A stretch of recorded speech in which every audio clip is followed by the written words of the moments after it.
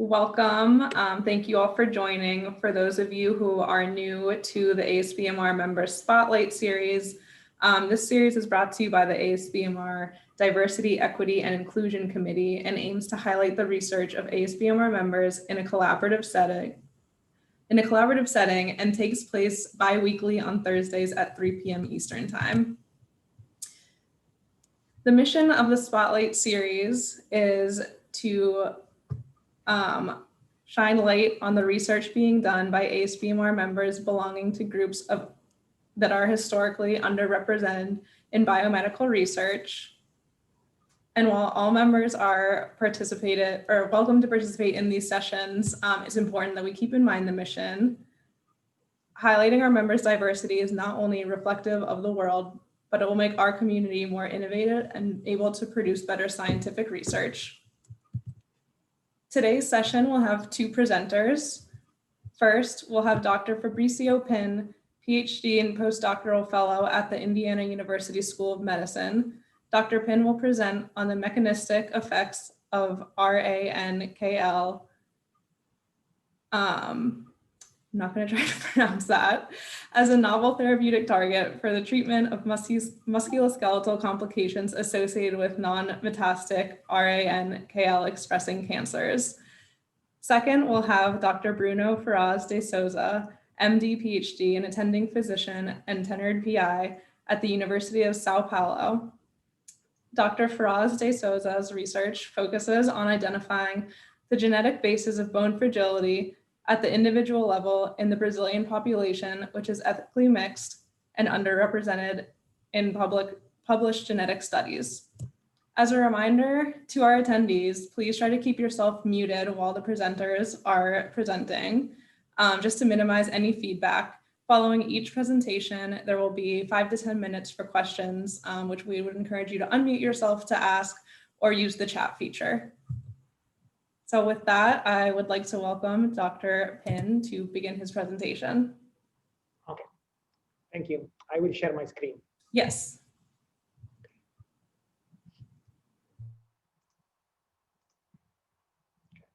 Can you see my screen? Yes, we can see it. Sorry. Okay, and now I put it. Okay, can see the presentations? Okay. First of all, thank you for the possibility to share our data. Today, I will talk about the role of RANKL ligand, that is actually a well-known mediator of bone homeostasis, but I will speak about his role in the skeletal muscle, in particular in skeletal muscle atrophy, in a setting of non-metastatic cancer and cancer cachexia. So we are working in a pathological condition that is cancer cachexia, so I need to introduce cancer cachexia. Is a paraneoplastic syndrome that is actually really frequent in the cancer patients. Every year, this is the number, and actually is directly responsible of about 30% of all cancer death. In this picture, you can see a typical phenotype of advanced cachectic patient characterized by weight loss, skeletal muscle atrophy, anorexia, asthenia, metabolic abnormalities. These characteristics feature are the most studied and most relevant. I put in highlighted bone loss because something that is coming through now, so it's not really something that is inside now at the definition of cancer cachexia. Excuse me, Dr. Pin. There's a little bit of feedback. Is anybody else hearing that? No, it's just me. No, I don't have any feedback. I don't know. Okay. Yeah. Okay, sorry. Go ahead. So all these features induced to reduce the quality of the life, decrease of tolerance to anti-cancer treatment, increase mortality, and no treatment are available for the cancer cachexia. A little more about cancer cachexia is a multifactorial syndrome and multi-organ. Is starting from the tumor that is releasing pro-inflammatory cytokine, humoral factor, affecting a lot of different tissue that, again, respond to that, also producing factor affecting the entire body. in our lab are really focused on what happened in the skeletal muscle and the skeletal muscle atrophy, and we start to be interested in the bone and also in the crosstalk between skeletal muscle and bone. Well, these two tissues have a long-lasting relation. Together, they are more than a half of the body mass. They communicate mechanically, but also they communicate biochemically. Bone is producing osteokine. They can affect muscle. Muscle can produce myokine. They can affect bone. So our idea here in acceptive of cancer cachexia is that an ambulance in bone and muscle-derived biochemical factor may play a role in the pathogenesis of cachexia. What we know about the crosstalk bone and muscle in a cancer setting? Well, the literature is divided in the metastatic bone metastatic tumor, and we have some example.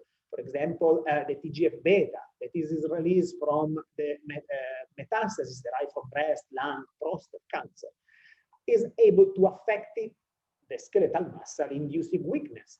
For example, another paper tells us that inhibiting sclerostin in the circulation is able to reduce the metastatic burden, but also is able to reduce the weakness of the skeletal muscle and improve survival. Then we have another set of study in which they study the role of non-metastatic tumor and the relation between muscle and bone.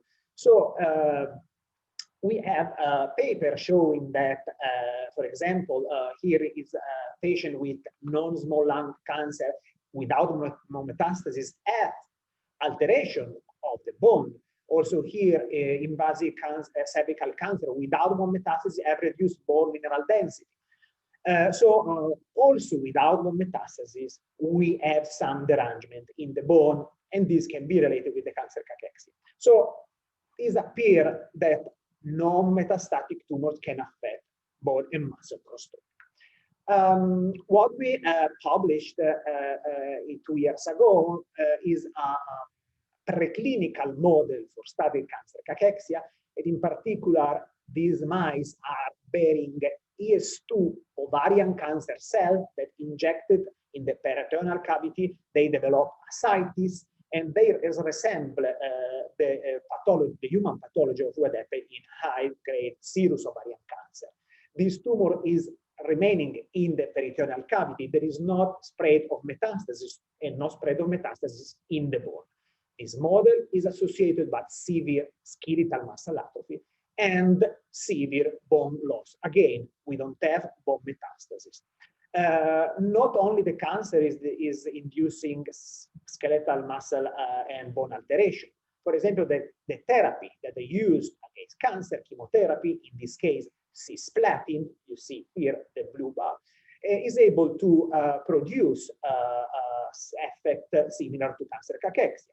They induce a syndrome that is chemotherapy-induced cachexia. We have skeletal muscle atrophy in respect to the white. We have bone loss in respect to not only cisplatin, but also FOLFIRI, carboplatin, and other chemotherapy are able to induce this effect. What we did in this work was, okay, we tried to use bone targeting drugs, in this case a bisphosphonated zoledronic acid, to protect the bone, but also the muscle in this chemotherapy-induced cachexia. And what we found was that the mice treated with cisplatin and zoledronic acid, the muscle was bigger than the only cisplatin treated, and also the bone was totally protected by the cisplatin. So now we decide to use the same approach in this ES2 ovarian cancer-induced cancer cachexia. So we inject the ES2 cells in the peritoneal cavity of the mice. There is generation of the tumor with bone loss without bone metastasis, and we treat with zoledronic acid after 3 days of the injection of the tumor, and we treat until the day of the sacrifice. We check both the bone and we check the skeletal muscle. You can see that the control mice and the tumor-bearing mice, the red one, we have severe bone loss. different parameter, and this is the image showing that there is bone loss. The treatment with zoledronic acid was able, the brown bar, to basically totally protect the bone loss observed in the tumor-bearing mice. What happened? Hey, Fabrizio. Yeah.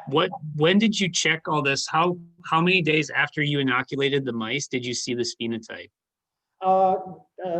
This phenotype is analyzed at the end of the experimental period. That is 14 days from the beginning. Yes, so 15 days after the injection of the tumor. Okay. And sorry, can I ask, when was the Zol given again in relation to that? Excuse me? When was the zoledronic acid given in relation to the tumor? We start 3 days after injection to the after the inoculum of the tumor. 3 days after. Did you also test the bone strength? No, we didn't. It's something that we actually need to do, but we didn't now. I don't have this data here. What we did, okay, just we start 3 days after the injection because we was afraid in some manner the treatment was affecting the tumor size, but you can see here the tumor is comparable between untreated and treated tumor-bearing mice. Obviously, the ES2 tumor-bearing mice are really atrophic. You see the red bar in comparison to the white bar, and they're also weak. The treatment with zoledronic acid was able to partially improve the skeletal muscle mass as well as the weakness. So it's something that is the same of what happened in the cisplatin-induced cachexia. Now, we don't have bone metastasis. So what is driving this severe bone loss? We check one of the most important regulator of bone homeostasis, RANKL-ligand, and we check in the serum of the tumor-bearing mice. You see here the red one. It was increased in respect to the control. So where is coming from this RANKL-ligand? The ES2 cells, so the cells that we injected in the tumor, are able to producing, this is the conditioned media, are able to produce a RANKL-ligand. And in this bar, you see the quantification of RANKL-ligand in the ascites of the tumor-bearing mice. So we can say that the RANKL-ligand we see in the circulation is coming from the tumor in part. Because also we check what happened to the bone. This is mRNA expression of RANKL-ligand, actually the ratio RANKL-ligand-OPG. There was increase in the tumor-bearing mice. So this tells us that this RANKL-ligand can come from both from the tumor and also from the bone. The interesting stuff was that the treatment with the zoledronic acid in some manner was able to modulate the RANKL-ligand, you see in the circulation, but also in the bone. Now we were very interested in that, and we started to see if elucidate the role of RANKL-ligand in cancer cachexia. Actually, something. Fabrizio, can I ask a question? Do you know if zoledronic acid has a direct effect on your ES2 cells? No, for example, we didn't check in vitro, but we know that at least in vivo, the zoledronic acid here is not able to change the volume of the ascites. I can tell that ES2 is just a liquid, is a ascites tumor. So actually, we cannot tell how many cells there is in both, but at least the volume of the tumor was the same. Okay, that's like the muscle mass, right? What is the volume of the tumor? The volume of the tumor is here. You can see is about 2.5 mils, 2.5 mils for both. Yeah, here. Okay, thanks. So look like the treatment is not affecting the tumor volume, the tumor size. We decide, so our aim of the study is elucidate the role of RANKL-ligand in cancer cachexia. Actually, something is known, in particular regarding the skeletal muscle, is already known. For example, is published that RANK receptor is expressed in the skeletal muscle and also is expressed in the C2-sequel mitosis, that is an in vitro model to study skeletal muscle. We know that RANK-ligand OPG axis in some manner is involved in the skeletal muscle derangement. For example, osteoporosis is a novel protector of muscle integrity and the potentially represent a new therapeutic for both muscular disease and osteoporosis. RANK receptor is a regulator of calcium storage and cell activity. So ultimately is affecting skeletal muscle function. And again, RANK ligand deteriorate while its inhibition improve the strength in osteoporotic mice and human. But the role of RANK ligand in a setting of cancer is not known. So before to start to make experiment, we decide to check if the preclinical model, the ES2 model, that show muscle atrophy, bone loss, and high RANK ligand level was something that we found also in the human pathology, because this is our goal. So we decided to start to analyze some human data and sample. And in this picture, you see a CT scan of normal subject.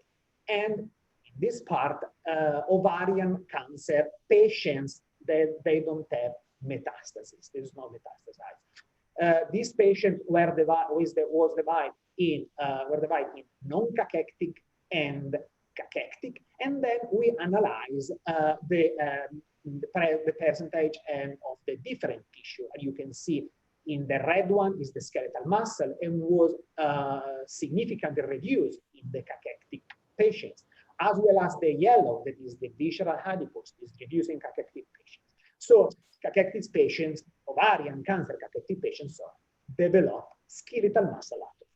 In another set of samples, always derived from control subject and ovarian cancer patient, we decide to check some marker of bone derangement. So we measure in the plasma of this patient the CTX1, and this was increased in the ovarian cancer patients, as well as the RANK ligand was increased in the same population, and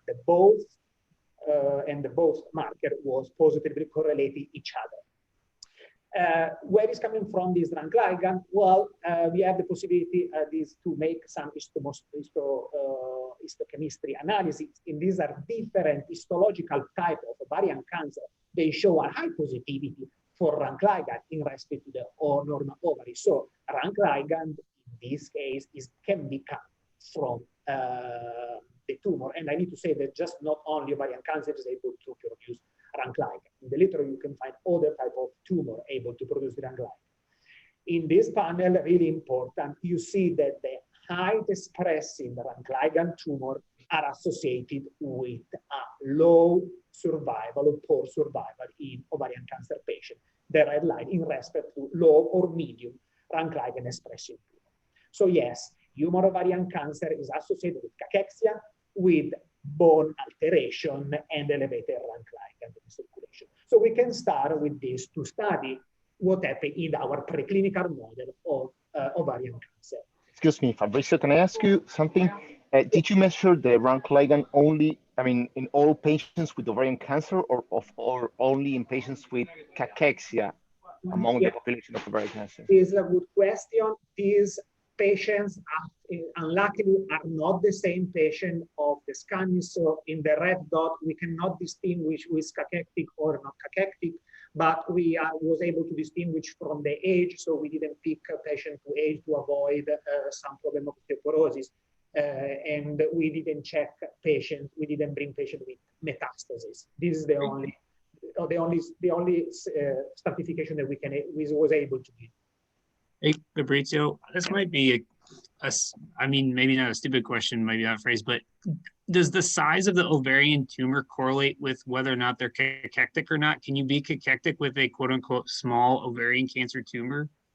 Well, actually, they really depend of the type of tumor, and I don't really know now say about the ovarian cancer, because the ovarian cancer in this case producing ascites, the ascites can be eliminated, but in general it's not really dependent of this. In general, cancer cachexia depending of the size of the tumor. I don't know, I'm thinking, for example, in pancreatic cancer, in which the tumor is not really big, but they are super cachectic. So it's depending of the aggressivity of the tumor and the different type of the tumor.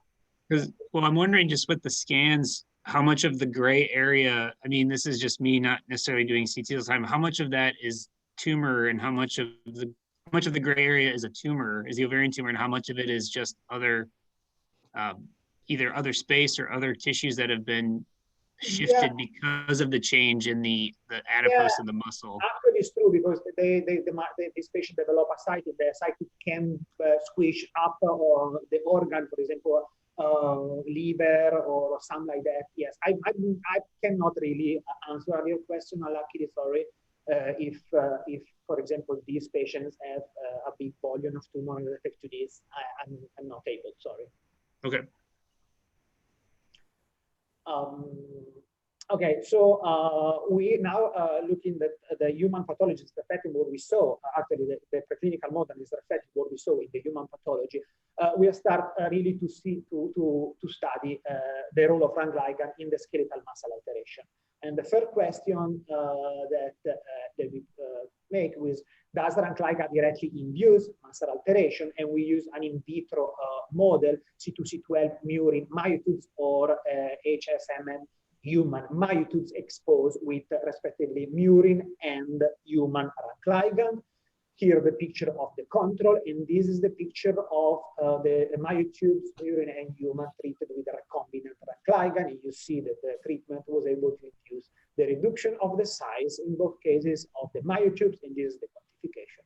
This phenotype, microscopic phenotype, was associated with change in signaling pathway modulated by RANKL. You see there is a pathway related with the inflammation and with the RANKL signaling, and all pathways are all described, are also alterated in the skeletal muscle of the cachectic, including cachexia. So yes, at the answer is RANKL is able to cause myotubes atrophy along with modulation on inflammatory signal. Then the second question was, does RANKL induce muscle and bone alteration in vivo? To answer this question, we use healthy mice, and we infected healthy mice with IAV virus expressing RANKL in a gastrocnemius muscle. At the time of the sacrifice, we measure the level of RANKL, circulating RANKL, and you can see there is really increase in the circulation. During the experimental period, we followed by DEXA the mice, and you see that there is a progression reduction of bone mineral quantity. And this is the bone mineral detected by microscopy, showing the really severe bone loss induced by the overexpressing RANKL in healthy mice. What happened at the skeletal muscle? This is the strength measured with the Aurora system. In vivo strength that was reduced in the mice infected with RANKL versus the mice infected with the null virus. The tibialis anterior was also reduced in the size. We infect the gastrocnemius, so it's something that is systemic. And you can see also here the cross-sectional area of the tibialis anterior showing the reduction of the myofiber, indicating that elevated RANKL causes bone loss, muscle atrophy, and muscle weakness. Again, remember that the weakness is very important for the cachectic patient. It's very relevant symptoms.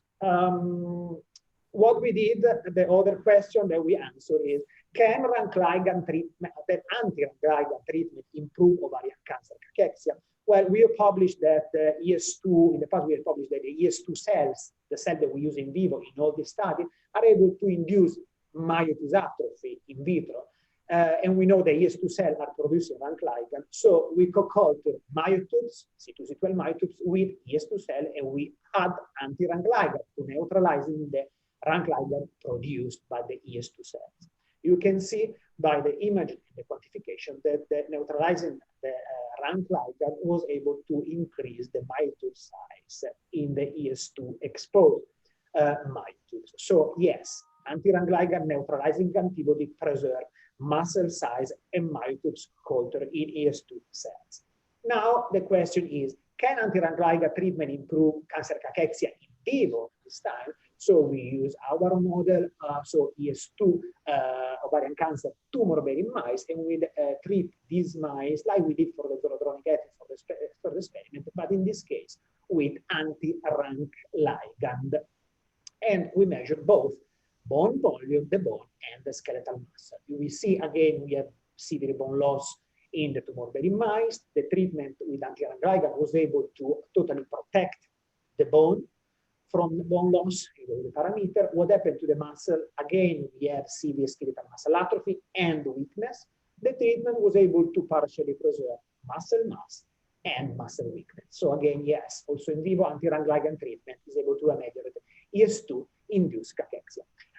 Now, this is all the macroscopic event. What we know about the mechanism of action here, what is that is improved, what is the molecular pathway that is able to protect increase the muscle mass, increase the weakness. We start to make some real analysis that I want to show to you. So which mechanism drive muscle atrophy during cancer cachexia? Well, during cancer cachexia, muscle is hypercatabolic, so the protein are degraded very fast. One of the mechanisms that really activated is the LPP, ubiquitin protein system, that is shown hyperactivated in different type of cancer cachexia. You see, in this case, we check some enzymes that are really related with the function of the proteasome system, and you see that our tumor-bearing mice have high presence of these two E3 ubiquitin ligases, FBOX32 and TRIM63. The treatment was able to partially reduce this. So anti-RANK ligand is able to reduce E3 ubiquitin ligases, so luckily reduce the protein hypercatabolism. Second hand, another mechanism possible is the myogenic process that are altered in during cancer cachexia in the muscle. And in particular, in this case, we check PAC7, that it was a very important factor that is stimulating myogenesis, is described to be upregulated. You see here the blot PAC7 during cancer cachexia in the muscle. But for a good myogenic process, PAC7 is need to go down at some point and allowed the myogenic process. In this case, we see that the tumor minimizes a very high presence of PAC7 in the skeletal muscle. Our treatment is able to reduce. So look like that inhibiting, neutralizing RANK ligand have also an effect in myogenesis process, reducing PAC7. So to conclude, I want to say that zoledronic acid improve ovarian cancer-induced cachexia. Ovarian cancer patients develop cachexia. They present sign of bone loss along with circulating elevated RANK ligand CTX1. RANK ligand induce muscle loss by acting on specific muscle-specific pro-inflammatory pathway. And blockage RANK ligand, even of the absence of bone metastasis, result in improved muscle mass and function. So, and the take-home message is that this study opened up new opportunity for the use of safe, well-characterized, and FDA-approved anti-resorptive drugs as standard of care in the treatment of muscle and bone defect in high RANK, non-metastatic. And I want to say thank you to my two PI, Dr. Andrea Bonetto and Dr. Linda Boneval, and our collaborator, and obviously all of you for your attention. Thank you. Great. Can I ask something? Hey, great presentation, Fabrizio. I really enjoyed the presentation. I have two main questions. One of those is that if you have measured the food intake in the mice either treated with the OT cells, with the E2 cells, sorry, or the ones injected with the adenovirus RANK ligand in the gastrocnemius. Yeah, I'm sorry, we don't know for this experiment in RANK ligand that I don't find out, but we didn't check the food intake we didn't check the food intake in the mice infected or not. We know that the food intake is reduced in this experiment in the ES2. So the cachectic mice, they can less, but the treatment is not affecting what the mice eating.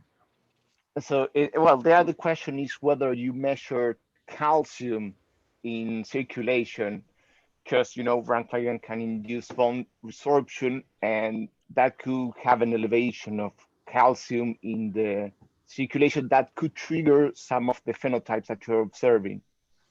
Yeah, well, we didn't measure calcium. No, we didn't, but it's something that we need to check. Actually, I don't really know if I mean, obviously calcium, yes, elevated calcium is related with poor resorption. I don't really know if in general the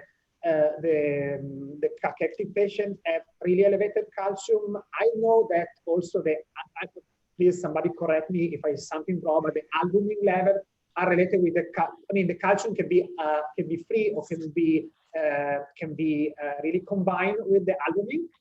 I know that there is cachexia patient have problem of albumin level, so I don't know this can be affect the level of calcium that they have in the circulation. So by something that we can safely check. Okay. All right. Thank you. You're welcome. Nice presentation. I had a question about some of your last slides where you showed the preservation of the muscle mass in the quadriceps, the gastrocnemius, and the tibialis anterior muscle. Here. Yes, that slide.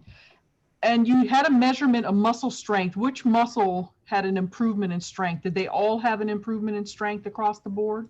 Yeah, so this muscle strength is the total body muscle strength, and it's actually the grip strength test. So it basically is the four of them. The mice are pulling agreed, and so we measure all the strength that the mice have. So it's not really focused on a specific muscle.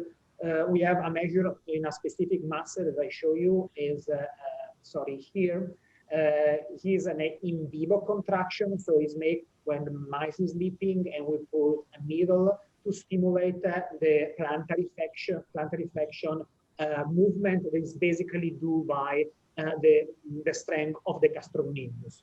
So this is the most specific strength that we have that is reduced in association with high presence of RANKL.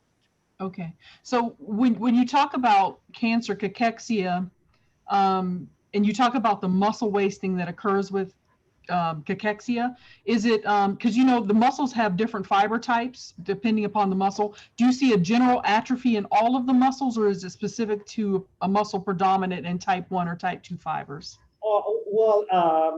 In general, at least in the preclinical model, the skeletal muscle is very wasting. In general, in total, there is actually studies showing that the oxidative fiber type I1 are more protective against atrophy induced by cancer cachexia, by cancer. So there is all the history that the people is trying to, with exercise or with some exercise mimetic, improving mitochondrial capacity to shift the myofiber phenotype by glycolytic to oxidative to keep the muscle more protective to the stimulus, the arthrotic stimulus during cancer cachexia. So yes. So do you know if your treatment was effective at preserving the slow twitch fiber types as opposed to the fast twitch fiber types? No, we didn't make, but actually is a very interesting question, and we're showing to do. We will need to do some histology and some differential staining to see if there is some protection related to one fiber and another fiber. Yes, but we didn't know now. Yes, but very interesting. Thank you. Thank you. So Fabrizio, can I ask a question? So cachexia is also an hypermetabolic state, and work from Spiegelman showed that there is a browning of white adipose tissue, the increase on brown adipose tissue. Did you have a chance to actually look if there is any effect on adipose tissue in your model? Yeah, we measure actually in, I don't have here the graph, but we have in both the experiment, the treatment with docetaxel and the treatment with the anti-RANKL ligand, but we didn't see any difference. We saw a really waste white adipose tissue in the tumor and also in the tumor plus treatment. So we thought that, that both treatment are not acting through the muscle, they're not changing the muscle volume. Yeah. They are not.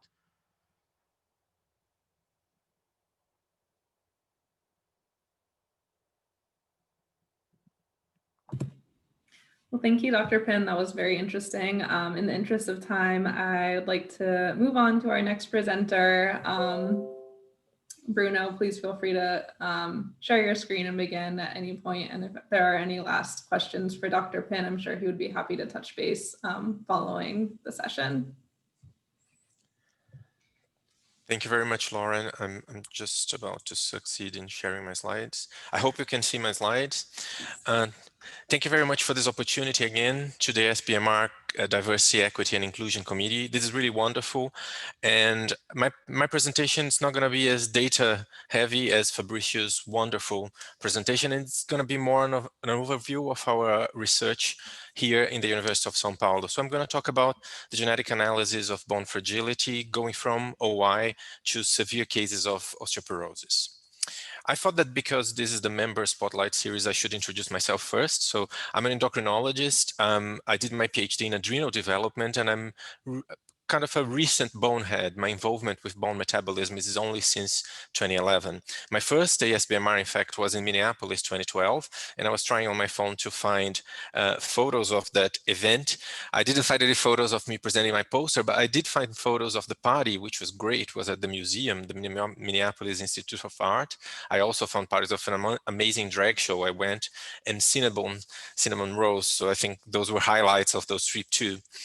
My research passion is identifying a genetic cause to rare human phenotypes. That's my background in adrenal, and that's sort of what I brought when I came to work in bone. I currently run the bone fragility clinic here at Hospital das Clinicas in Sao Paulo. We are a huge tertiary quaternary health system with high volume and allegedly the biggest academic hospital in Latin America. And we really treat patients from all over Brazil, particularly those with rare diseases that come here for attention. So in the clinic, we really see the whole spectrum going from OI in terms of fragility, from OI through severe osteoporosis and more common osteoporosis, so to say. Brazil has, working with genetics in Brazil has an extra challenge because our DNA is really unique in terms of admixture. So we're highly admixed with ancestry from Europe, Africa, and America. We are very underrepresented in international genomic data banks. And we have really one main Brazilian data bank. It's quite small. It's been expanded now to about 1,000 exomes. And we've already seen like hundreds of thousands of sort of private or unique variants to the Brazilian population. In terms of ancestry proportion, this varies a lot across the country as shown here in this figure, but roughly the majority of ancestry is European, but a lot of ancestry from Africa and Native American too. We also have a relatively high prevalence of consanguineous unions, even amongst Latin America, estimated at 1.6%. And this is due more to geographic and social isolation, to remoteness of some locations, rather than cultural or religious tradition. So in this context, and trying to apply an eye of identifying the genetic cause of rare phenotypes, I'm going to start talking about our work in osteogenesis imperfecta. As you know, OI is a clinically and molecularly heterogeneous group of inherited bone disorders that lead to low bone mass and bone fragility. And particularly thinking of the molecular heterogeneity of OI, this is still considered a monogenic disorder, but at least 20 genes have been associated to OI so far, with 5 different possible disease mechanisms, some of which have to do directly or indirectly with type 1 collagen, but some of which are independent of type 1 collagen in the bone. And considering the high number of candidate genes, this is a disease that really favors a comprehensive genetic approach using massively parallel sequencing. In terms of the landscape of OI, the initial studies, which were done mainly in white populations in North America and Europe, had a proportion of collagen defects corresponding to roughly 90% of cases. Most of these studies were done with a Sanger sequencing approach where candidate genes only were analyzed. And more recently, we have been seeing the literature, new studies in more diverse populations and using a more comprehensive approach, seeing a different proportion of collagen defects. I'll come back to that in the end with our data. So what we wanted in this specific project was to obtain the molecular diagnosis of OI in our center using MPS. This was the PhD work of Adriana Fernandes shown here, and we published earlier this year in Osteoporosis International. So our cohort consisted of 52 index cases, being 9 familial and 43 sporadic. This corresponded to 64 individuals, the majority of which are female, and a high level of consanguinity, 22%, even higher than what it is in Brazil. In terms of severity, because we're a tertiary institution, we have a sort of a selection bias towards more severe phenotypes. So we had only a third of mild OI and the rest corresponding to moderate to severe OI. And I think that influences our results too. The molecular analysis, we analyzed 15 OI genes. These were the genes that were associated to OI when we began this project, and we designed the gene panel, sequenced it, and we had pretty good coverage and in depth. We found a molecular diagnosis in 92% of cases. Out of the 55 variants we identified, 21 were novel, and I think this is really impressive. OI is a disease that we know a lot about the genetic basis, and there's a wonderful database of OI variants, OIVD, and still, a high proportion of our variants were novel, were not represented there. Most of these variants were pathogenic or likely pathogenic, and a proportion of them were variants of a non-significance, mainly because they had not been previously reported, and we were not able to do functional work to support them, but we still think they're related to the phenotype. And this is the overall look of how this is distributed across the OI genes.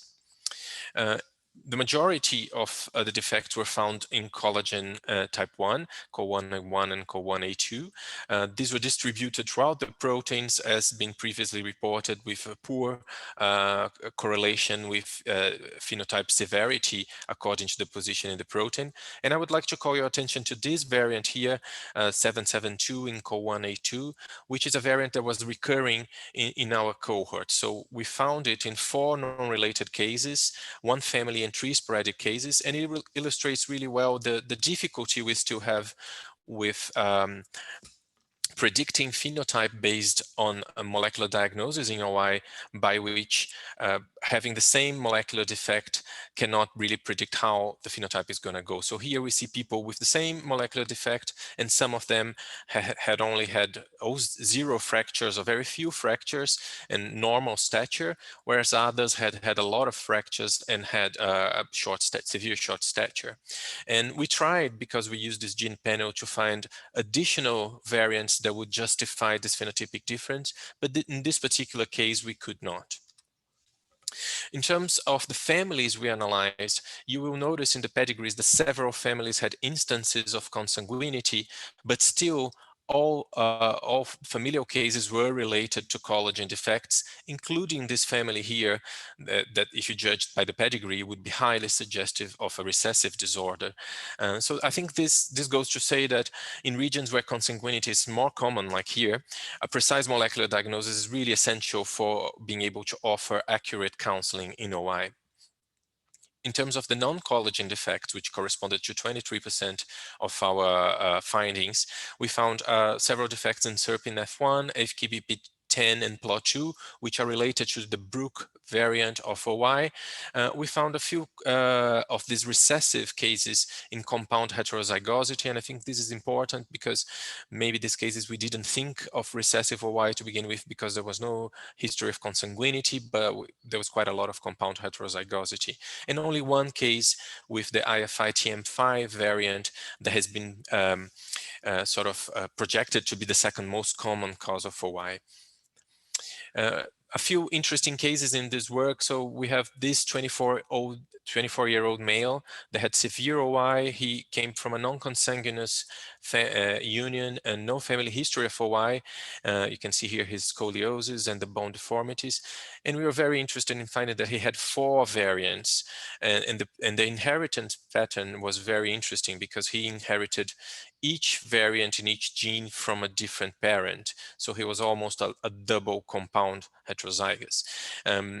It's very tempting to think of digenic OI, which is something that really hasn't been reported, but seems possible. But anyhow, we haven't been able yet to perform functional work to support this. Another interesting case, thinking of combination of variants, this gene panel we used not only had represented the OI genes, but also other genes involved with bone mass and fracture and bone development. So in 1 sporadic case, we found 2 variants in COL1A1, 1 which is probably the pathogenic variant, the other one we can't be so sure. But what was interesting is that he had an LRP5 variant, which has been previously associated to high bone mass. So this makes you think that perhaps this is modulating his phenotype and could explain, at least in some cases, phenotypic variability. What I found more interesting about this work was that it allowed us to compare the proportion of OI causes in Brazil in comparison to the rest of the world. So we are lucky, those of us who work with OI, to have available the OI database that lists all variants already reported, and it's very well curated. And in terms of proportion, we had a lower proportion of COL1 of collagen defects and a higher proportion of other defects. But what we really tried to do was to compare this to national cohorts in other countries.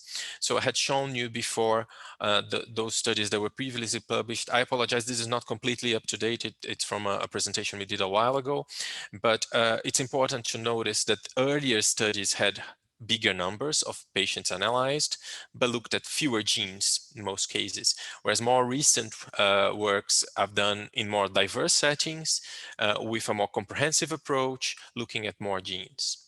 And this is their findings, and what this heat map tries to show is by the intensity of the blue, the proportion of the defects in each of these countries. And you see that, you know, those early studies have really a preponderance of collagen defects, where more recently see really there's no pattern here, but we see more non-collagen related defects. A huge influence on this result has to do with the severity of the cases. So as I showed you before, we had more moderate to severe cases. So for example, the Swedish study, it was mainly done with mild OI, very low prevalence of severe OI, and that's why perhaps they have more collagen defects. But even when you look at other places with comparable severity, like to ours, like India and China, the proportion of defects and the other causes besides collagen are very different. So the conclusions we took from this part of from this work, which is the first half of my presentation, was that the targeted MPS was effective for achieving molecular diagnosis of OI in this Brazilian cohort, and we found novel disease-causing variants in 29% of cases, and it really elicited some new aspects of OI pathogenesis in Brazil.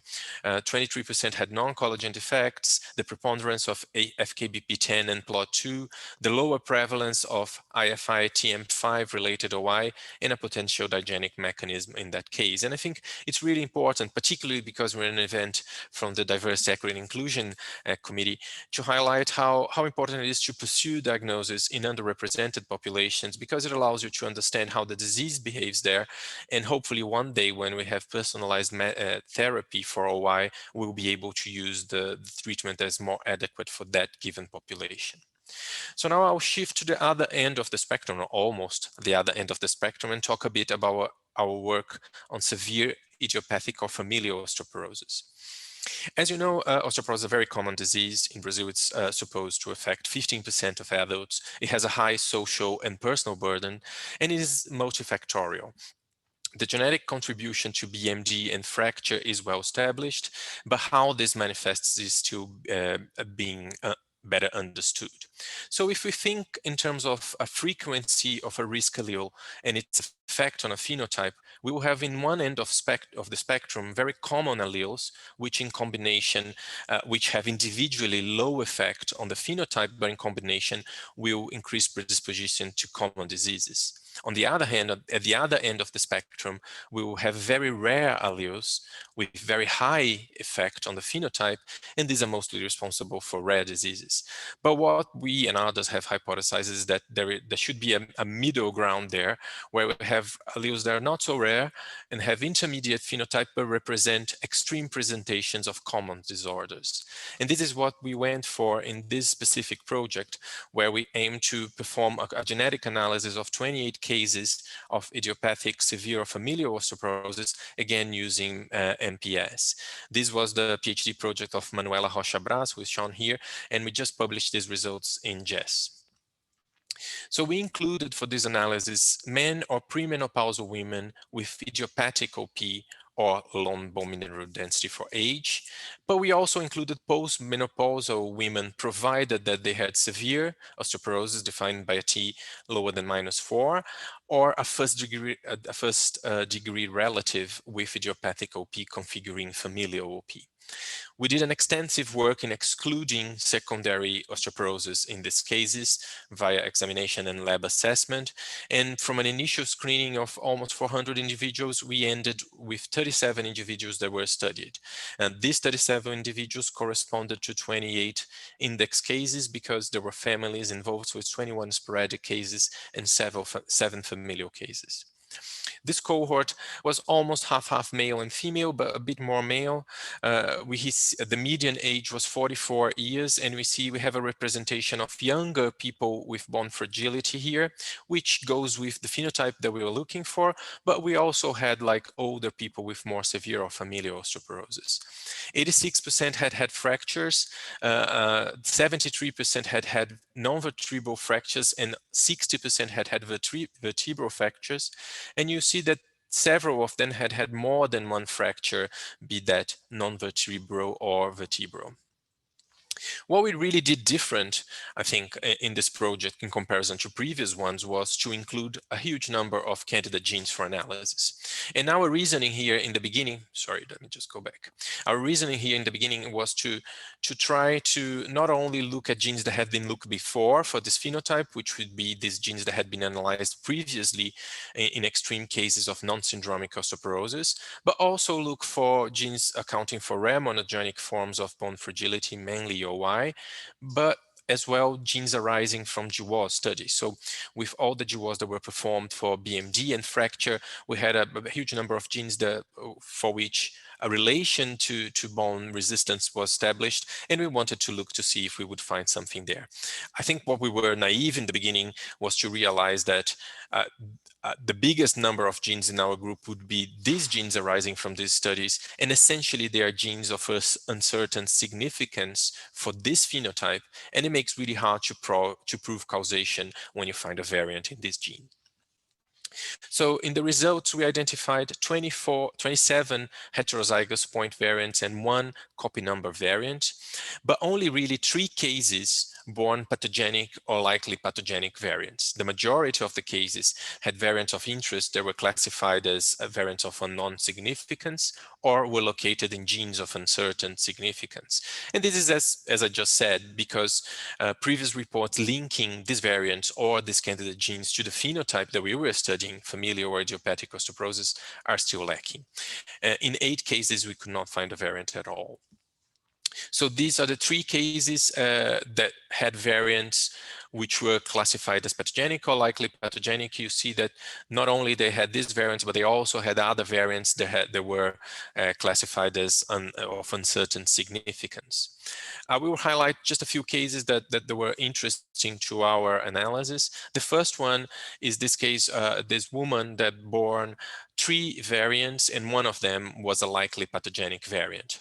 So she was diagnosed at 25 years of age. Her first fragility fracture was at 7 years of age. She had no extraskeletal manifestations suggestive of OI. She had lots of fractures throughout life, many of them during pregnancy, and she had the 3 variants. And what's interesting about her is that in the subsequent analysis, we saw that her father, who had only really 1 traumatic fracture, but had osteoporosis at 67 years old and had no causes of secondary osteoporosis, had the notch variant, while her mother, who had osteoporosis diagnosed at 62, had fragility fractures, had more severe osteoporosis, and carried the other 2 variants. So it gives us the impression that the combination of these 3 variants in this particular patient resulted in a more severe phenotype in comparison to her mother and her father. We also found a deletion of the coding exon of GPR68. So this was a 42-year-old male who had vertebral fractures doing abdominal crunches and subsequently had 5 non-vertebral fractures. He had low bone mass, but wasn't something like scandalously low. And when we performed the analysis for variants, we couldn't identify any variants. So we did a contra analysis looking for copy number variations in the data from the NGS, from the MPS, and we found a deletion encompassing the single coding exon of GPR68 and also some exons of a neighboring gene. This gene is very interesting, GPR68. It's a candidate gene arising from GWAS studies, and in animal models, it is linked to abnormalities in osteoclast differentiation and osteoclast physiology, and in humans, it has been implicated in amelogenesis imperfecta. I believe that this protein is supposed to be a proton sensor in the membrane of either osteoblast or osteoclast. This is too uncertain. The final interesting case we had to do with two actually cases with variants in NBR1. So these were two separate sporadic cases, both of them presenting an early age with fractures and low bone mass. And NBR1 is again a candidate gene arising from GWAS. The mouse model has altered bone architecture and osteoblast differentiation. It seems that in mice, NBR1 is a negative regulation, a negative regulator of bone formation. So I don't know how this variant would fit with the mechanism there, but it struck us as two independent people having variants in this gene, and I think it warrants a further look. How does this compare to previous work? So this is a slide that was kindly given to me by Manuela from her Viva presentation. And we see the previous studies that looked at this very phenotype, in general, looked at smaller numbers or the same numbers of patients as us, but markedly they looked at less genes that had a reasoning to be related to the bone phenotype. So on one hand, I think it's an accomplishment that we look at more genes, but it also made our life much harder in terms of establishing causation. And the conclusions from this part are that the targeted sequencing of these genes in 28 cases rendered the identification of pathogenic or likely pathogenic variants in only 3 cases.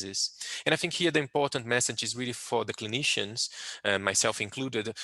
All of us clinicians see severe cases of osteoporosis and think like this must have a genetic background, and are tempted to do genetic testing, which can still be expensive depending on the setting. And the message I would say right now, the likelihood of finding something actionable, pathogenic or likely pathogenic in these cases is low. So maybe this will change in the future. I think also this work validated established candidates such as Wnt1, PLS3, and the collagen genes, but also through another line of evidence supporting the role of GPR68 and NBR1, which are candidate genes that I think should be looked at further. And I think really that even though this is very exploratory, more studies in this phenotype are needed so that the list of genes of uncertain significance grows shorter because we're looking more at those genes.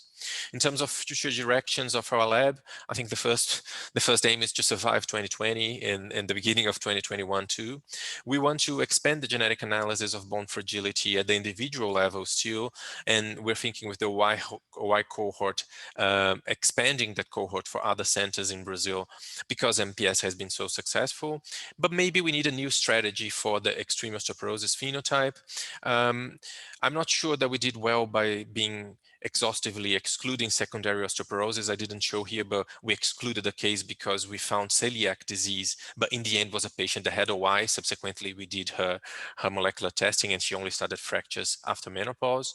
And maybe a strategy is to do a polygenic risk score first and then select cases based on that. I would also like to see this being investigated further on the functional side, particularly for all these intriguing variants I showed you, but this is something that right now we're not able to do here, and we hope to be able to collaborate.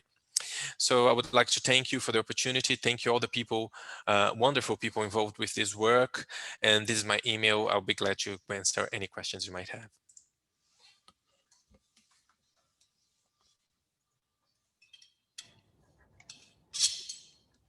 Thank you. That was a nice presentation. I guess I have 2 questions for you. One is a general question. So you had mentioned on one of your later slides about a likely pathogenic variant. And so I was just wondering generally, how do you determine which variant causes pathogenesis and versus one that does not? And also in the first part of your section, in your talk where you're talking about just osteogenesis imperfecta, you talked about on the slide where you had the comparison with the heat map, and you had shown some non-collagen related defects and how those led to the osteogenesis imperfecta. And so I guess I'm just wondering, So with osteogenesis imperfecta, there's more than one cause for the disease, or do these non-collagen effects lead to something else that then ultimately leads to osteogenesis imperfecta? Thank you. Thank you for both questions. I'll start with OI. So these new genes that have really been associated to OI since 2011, they some of them will cause alterations, pathophysiological alterations that will interfere with collagen. So some of them are proteins that are chaperones for collagen or collagen modifiers. But an increasing number of them, I would say pretty much 60% of them or 70% of them, have nothing to do with collagen. So really it's genes that participate in osteoblast function, in mineralization independent of calcium and phosphate, like other factors involved in mineralization. So really I think, you know, OI is really becoming, the analogy I make as an endocrinologist is with polycystic ovary syndrome, where you have like a huge umbrella with several different diseases inside. And I think the same is applying for OI, because we have very different mechanisms leading to a similar phenotype of bone fragility. And in the clinic, they are recognized as OI because it's the bone fragility you think at first when you see children with fractures. But I think in the future, we will be able to be more specific and separate them and call collagen-related OI something and call these other diseases with another name or based on their pathophysiology. Your other question had to do with, sorry, I forgot the first question. I started with the second. You had mentioned something about you identified a likely pathogen. Yeah, the likely pathogenic. That's right. So the American College of Medical Genetics established some criteria for routine labs to release results of genetic testing. So when you have a disease or a patient with a very suggestive phenotype of a disease and you order genetic testing, they have this criteria that you have to fulfill from the lab side to be able to release that as a pathogenic variant or a likely pathogenic variant. These have now been really used for all the other types of genetic analysis, including this one where we have a phenotype that is very mixed. It could just be a very severe osteoporosis or could be something genetic. But you do it based on scoring. So you use elements, for example, if it has been previously described and has functional work supporting it, if patients in a different country have the same variant, then you have more certainty of quantifying it as pathogenic. So you just do a scoring in a calculator and returns that. In general, it is accepted that if you find something that is pathogenic or likely pathogenic, it will be related to the phenotype you're studying. Whereas if you find something that's called a variant of uncertain significance, you're a bit stuck and you have to keep looking in the future and doing further analysis. Okay, thank you. Thank you. Can I ask on top of this? So congratulations for the amazing job and also for the presentation. But what I understood about these variants of a non-signification is that once you have reported it, if someone else is investigated in similar like clinical cases, and they also find it associated with severe osteoporosis, this can change and they can become like of likely significant or things like that. You're completely right, Tachi. So I think, and this is why we really wanted to publish these results. I'll tell you, it wasn't easy because we had a lot of variants of uncertain significance. But what's happening right now in genetics is that someone else, say in another country, completely unrelated to our ancestry, say Poland, does a study and find a similar variant on a similar gene to the one we found, then our variants would be reclassified. And that's why like routine clinical labs, they have to periodically reassess the reports they give as variants of uncertain significance based on that. And it can go both ways. You know, there's lots of variants that have been reported in the past as causative of disease. Then now with parallel sequencing, we're seeing that they are not necessarily involved because there was something else happening. But what we hope is that further studies looking at these genes in these settings will lead to these variants being reclassified and be likely pathogenic or pathogenic. Thank you. Bruno, a nice presentation. Thank you for that. So you have really 3 admixtures to your population, a European, a Native American, and an African. Do any of those mutations associate with any of those groups? And also, I understand for Native Americans it's very difficult, but there should be African phenotypes, correct? That's correct. Thank you very much for your question. So you're completely right. I think one issue we have here, we really only have one data bank of genomic variation in Brazil, which now has 1,000 exomes. When you compare that with NOMAD, that has like, hundreds of thousands of genomes, that's really nothing. All these variants I showed you were very rare still in our bank, but it's only 1,000. It could be that these variants are private variants to our mix. And as you said, like we could access from NOMAD data from Africa, but really there's no data, particularly for the type of Native Americans in Brazil, because they all had different ancestries comparing to the North American. So that there is a caveat of our analysis, and it's something that hopefully as we expand data on genomic at the population level in Brazil, we'll be able to see if they're really rare, which is the main defining thing here, or if they're not. The other question I have is, I know bisphosphonates are being used for treating some patients. Are you using this, and are you thinking about some of the other ones that are being tested in clinical trials, like anti-TGF-beta, anti-sclerostin, et cetera? What are you using for your patients? We still And is it effective? We still use bisphosphonates here in Brazil. In our institution, we have zoledronic acid, so we do the infusions of zoledronic acid, and are a bit easier than the pamidronate protocol.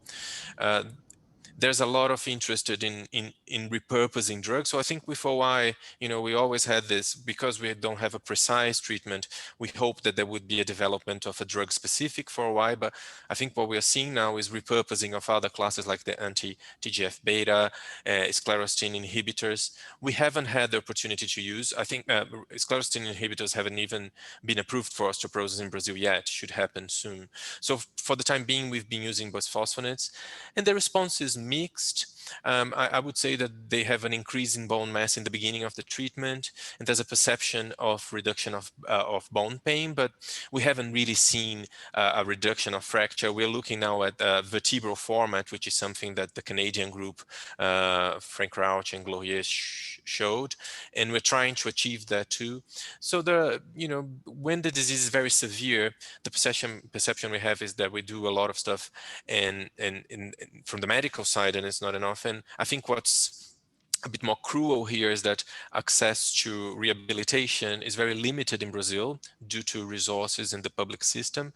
And I think for people with OI, what really makes a difference is rehabilitation. It's orthopedic care and having TOs, the whole group improving their autonomy. And we still lack that a little bit.